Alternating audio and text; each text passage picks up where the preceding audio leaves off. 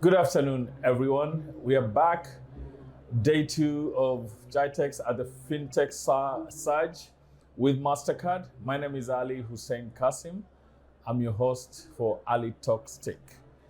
Today, I have a super interesting guy to introduce to you guys.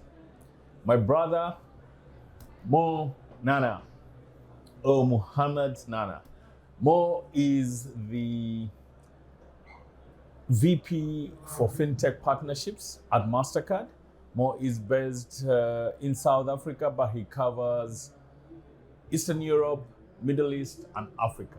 Mo, as we say in Kenya, karibu sana. Welcome, my brother. Thank you so much, Ali. Mo, today morning, we launched and discussed this super interesting FinTech white paper you guys did for the Middle East and Turkey.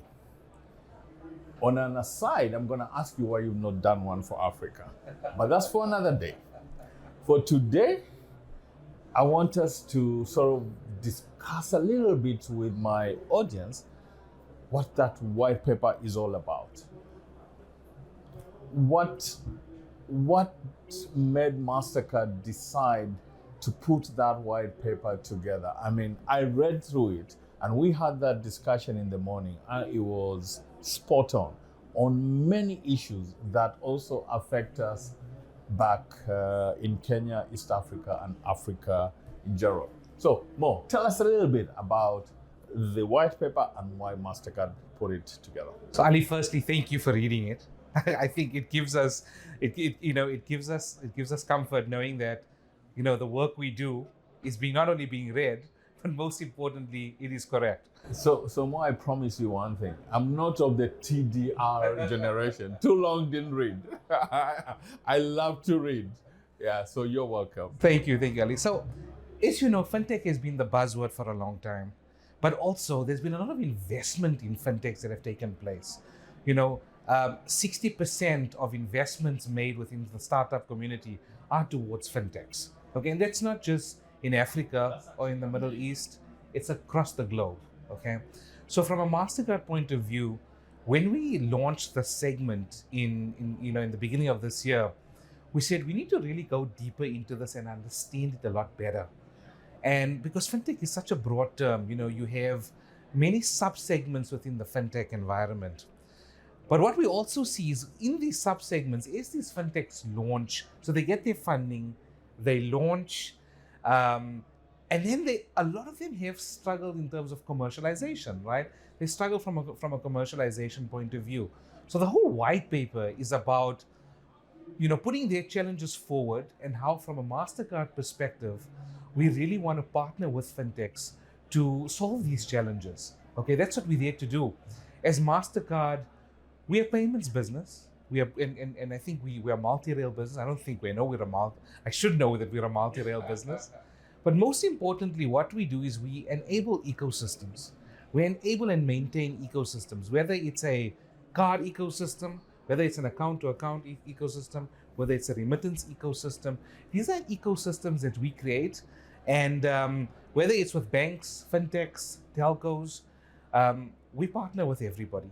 And that's I think the aim of the white paper is to show the intent of partnership, to show the challenges that are there, and to show how we can provide solutions towards those challenges. So Mo, as part of the reading of the white paper, even for me, and I really want for you to expound a little bit on this, MasterCard has stopped being just a card payment company. What's MasterCard today? And what do you see the future of this company going forward?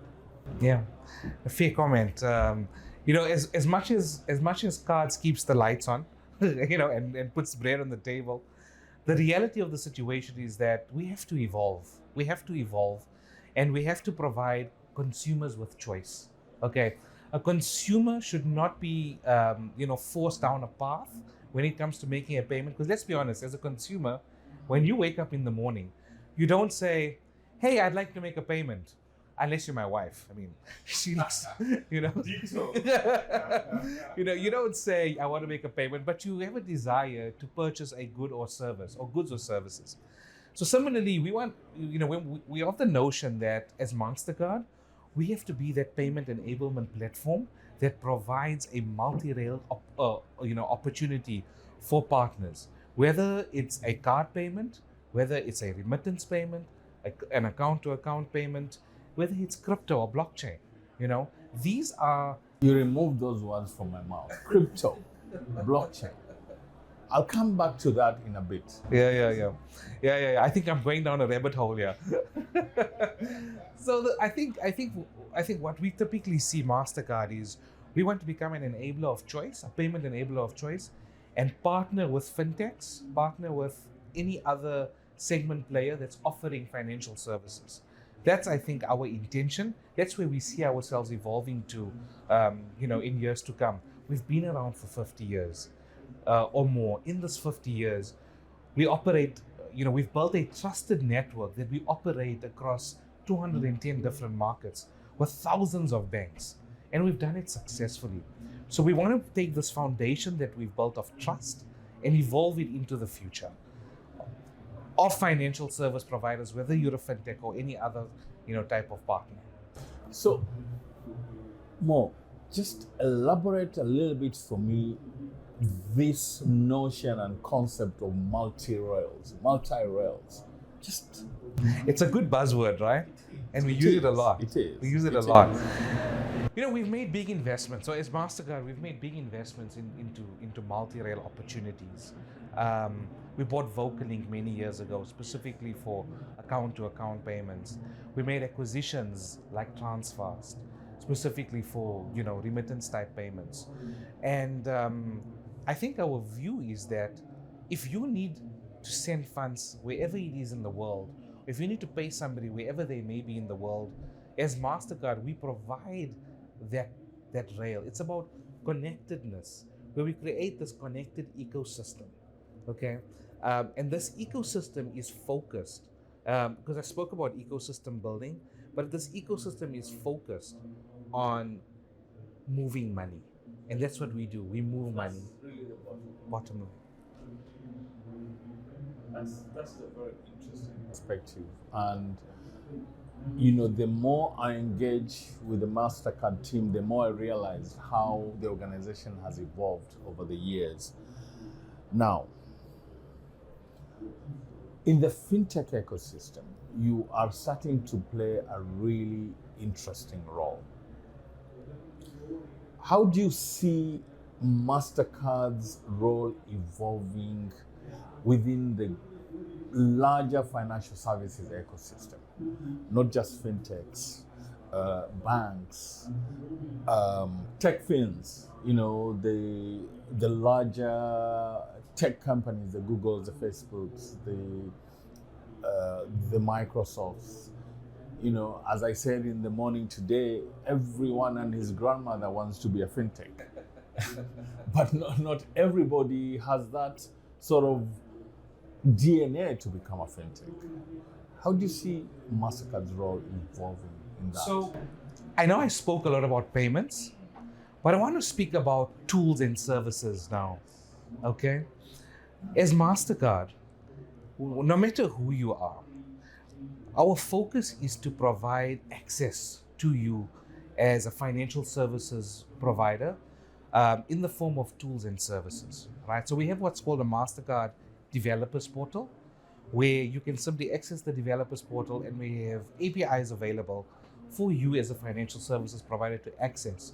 And those APIs are on account opening, those APIs are on account payments, on account acceptance, or payment acceptance rather.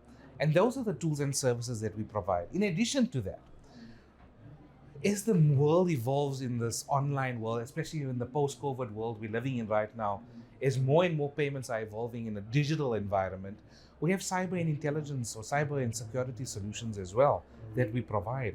So from a services point of view, we have multiple services that financial services providers can make use of, basically to ensure that the solutions they provide to their consumers are convenient, secure, and ensuring that from a consumer point of view, consumers are in control of making that payment. That is interesting. More. What you've just described to me seems like to me you guys are moving to what I call financial services as a service. Not banking as a service, because I think banking is too sort of constraining. Financial services is larger. You know, you're talking about crypto, you're talking about payments, you're talking about buy now, pay later issues, you're talking about cyber security, talking about cyber hygiene. So it seems like you guys are embedding all these things into one platform. Interesting times. Interesting times. Correct. And Ali, that's something that I love about you, is that you're always able to conceptualize something and summarize it very nicely. And it's exactly it, right? And that's I think our plan, and that's where we want to get to. Correct.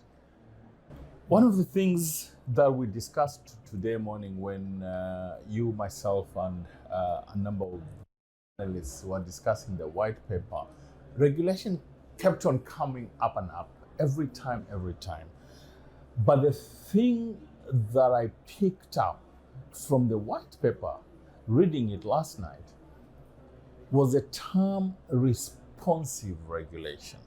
So not just regulation, but responsive regulation.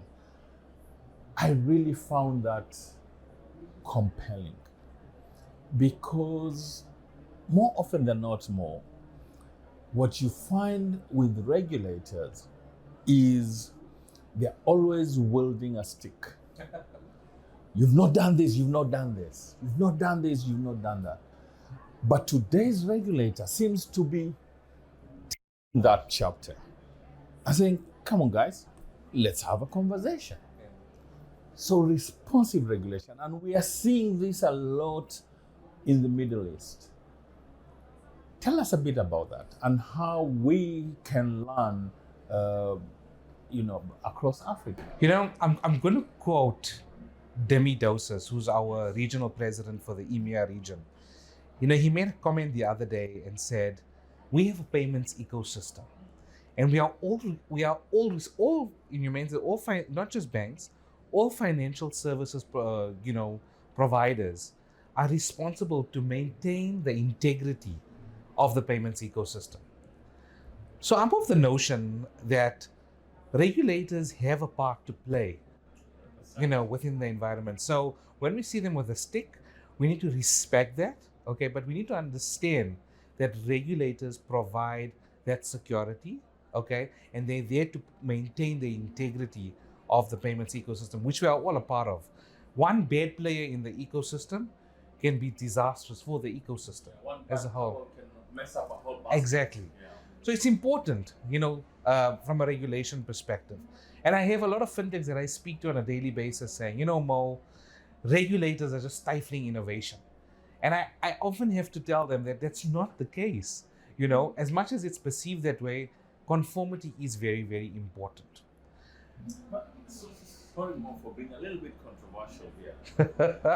Conformity does not necessarily usually go with innovation. Yes. How do we reconcile ourselves with that? I think it's got to be a balanced approach, right? You have to be balanced within the, when you look at this, because fintech players, financial service providers, want to provide a slick solution, a convenient solution, a scalable solution, but it's got to be secure, and it's got to make sure that it's in the confines of the regulatory framework.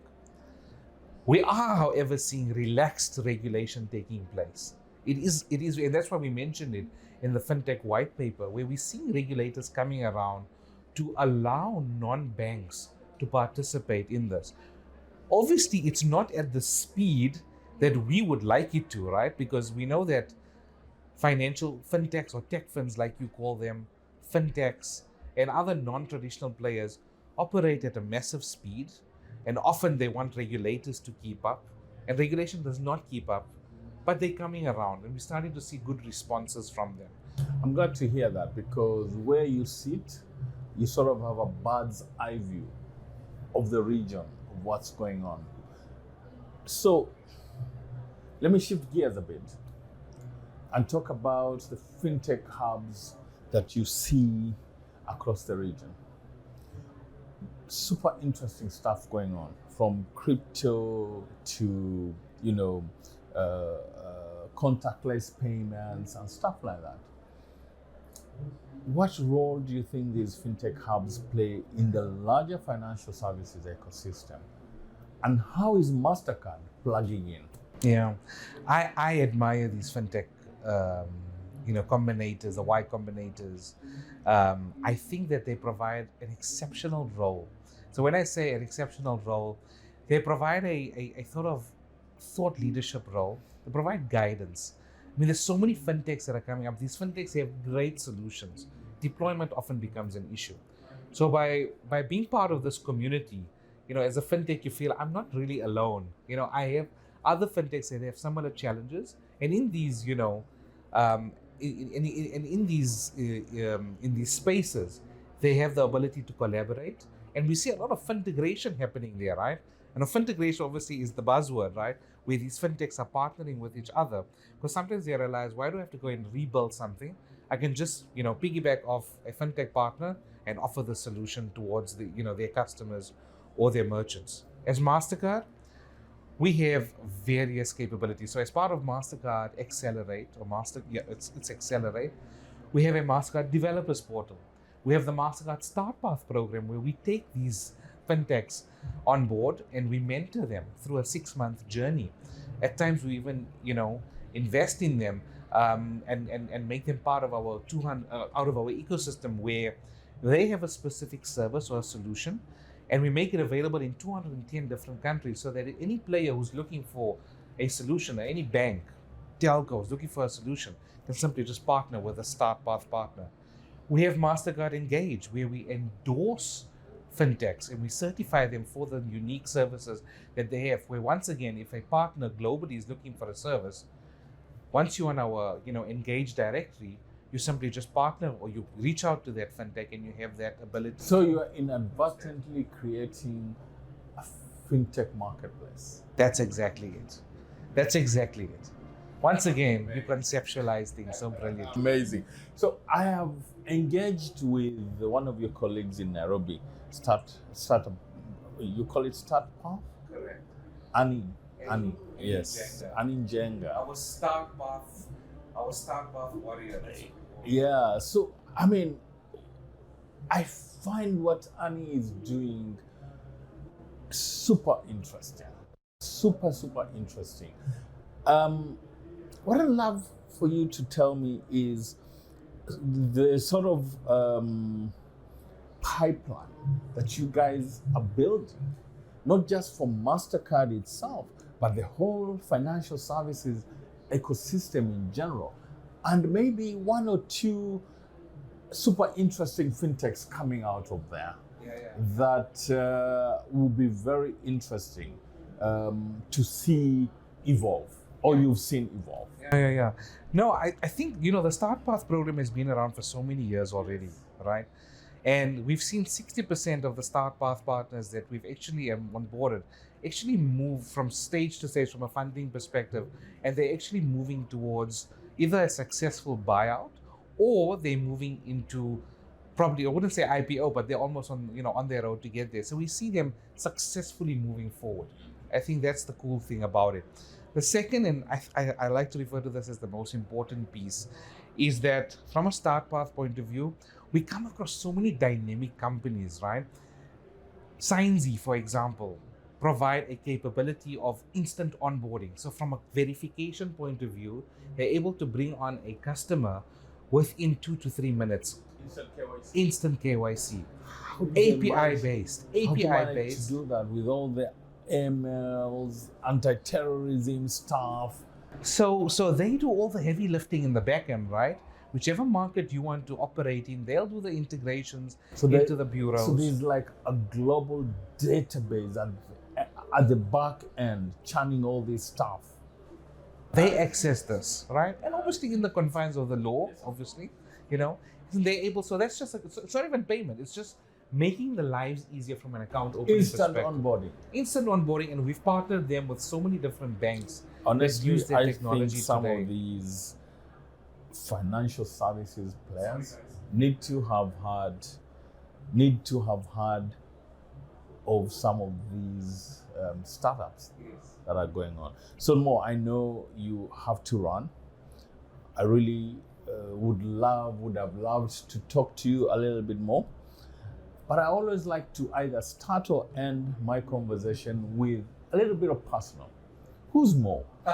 You know, Mo, the fintech sort of connector, fintech partnership guy at MasterCard. But who's Mo? Who's Mo at a personal level? Mo has a very strong team. He has a very strong team of fintech connectors, let's put it that way. But who's Mo? I mean, Mo is just an average guy, right? Average guy, married to a beautiful woman with 2 kids, 2 daughters, who've got me around both their little pinkies. Tell me about it. Yeah.